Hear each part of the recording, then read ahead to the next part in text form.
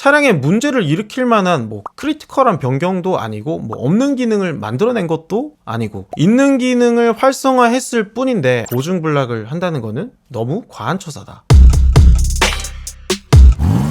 월포TV 안녕하세요, 월포TV 나수정입니다. 오늘은 조금 무거운 주제를 다뤄보려고 하는데요. 최근에 포르쉐에 관련한 이슈가 있었는데 바로 코딩 차량에 대한 보증 관련 문제입니다. 오늘은 이에 대해서 저의 생각을 여러분들한테 좀 말씀드려 보고자 해요.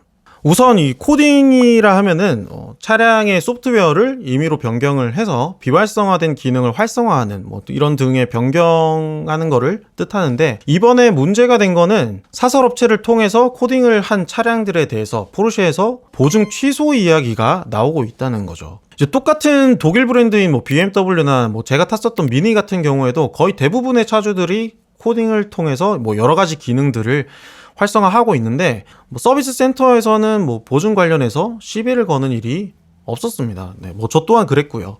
어차피 로그 기록이 남기는 하지만 입고 시에 코딩을 없애고 입고를 하는 경우도 있고, 물론 출고 시에 소프트웨어가 초기화되기는 하지만요. 근데 포르쉐에서는 특히 카이엔이나 타이칸 차주분들께서 이제 반자율 주행 활성화 코딩을 많이들 하셨는데, 이후에 센터에 다른 문제로 입고된 차량들에 대해서 포르쉐에서 보증이 불가하다 이런 이야기를 했다는 건데요. 저희 월포TV 구독자 중 한 분도 타이칸 반자율 주행 코딩을 하셨고, 이후에 다른 문제로 차를 입고를 하셨는데 보증 수리가 불가하다고 수리비를 청구받았다는 제보를 주시기도 했습니다.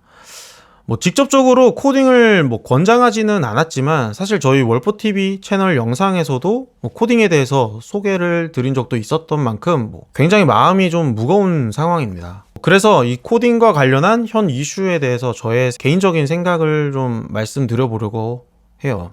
우선 차량의 코딩을 하고 안 하고는 전적으로 이제 차주분들의 선택사항이고, 이후에 발생하는 이 코딩으로 인한 문제는 차주에게 저는 책임이 있다고 생각을 해요. 하지만 이번 이슈는 조금 다른 시각으로 볼 필요가 있어 보여요.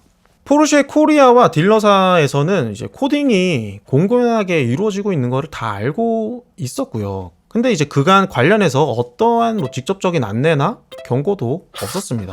심지어 일부 딜러 직원분은 코딩을 통해서 어떤 기능을 활성화할 수 있는지 알려주거나 업체를 안내해주는 경우도 더러 있었던 걸로 저는 알고 있고요. 근데 하지만 이 부분은 딜러사를 포함해서 포르쉐에서도 코딩 차량에 대한 명확한 정책이나 가이드라인이 없었기 때문이라고 생각이 들기는 합니다. 그리고 또 코딩을 해주는 업체에서도 꽤 비싼 금액을 받고 코딩을 해주죠. 그런 만큼 이런 문제가 발생할 수 있음을 고지를 해줬더라면 하는 좀 아쉬움이 좀 남습니다. 물론 업체에서도 이런 사태를 예상하지는 못했겠지만 고객 입장에서는 매우 황당한 상황이 아닐 수가 없죠.